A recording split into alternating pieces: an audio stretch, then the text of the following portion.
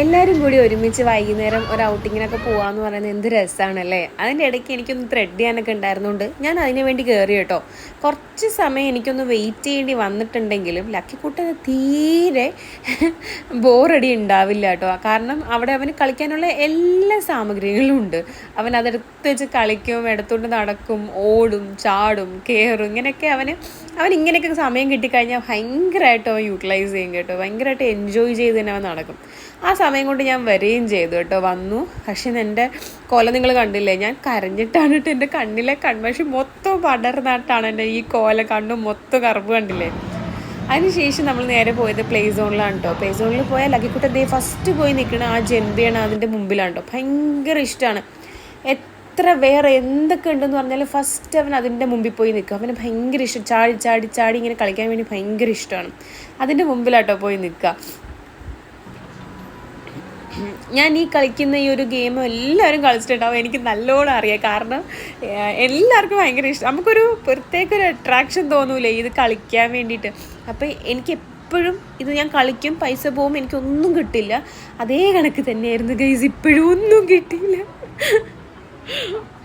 ഒന്നും കിട്ടിയില്ല കേട്ടോ, എനിക്ക് ഒന്നുമേ കിട്ടിയില്ല. പക്ഷേ അവിടെ നിന്ന് ആ ചേട്ടനുണ്ടല്ലോ എനിക്ക് ഒരു തവണയെ കൂടി ഇട്ട് തന്നു. അത് എന്തുകൊണ്ടാണെന്ന് എനിക്കറിയില്ല, പക്ഷേ എനിക്ക് ഒരാളെ കൂടെ ഇട്ട് തന്നു കേട്ടോ. ഇട്ട് തന്നപ്പോൾ ഞാൻ ഒന്നുകൂടെ കളിച്ചു. പക്ഷെ നിങ്ങൾക്കറിയോ, നിങ്ങൾ കാണണം, നിങ്ങളത് നോക്കിക്കോ, നിങ്ങൾ സൂക്ഷിച്ച് നോക്കിക്കൊണ്ടേയിരുന്നു. എനിക്ക് കിട്ടി ഗൈസ്, എനിക്ക് കിട്ടി. എൻ്റെ ആഹ്ലാദ പ്രകടനം നിങ്ങൾ കാണുന്നില്ലേ?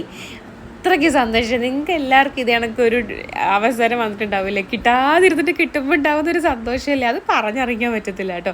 ലക്കിക്കുട്ടൻ പിന്നീട് പോയി നിന്നത് ഈ ഒരു ഗെയിം സോണിൻ്റെ മുമ്പിലാട്ടോ.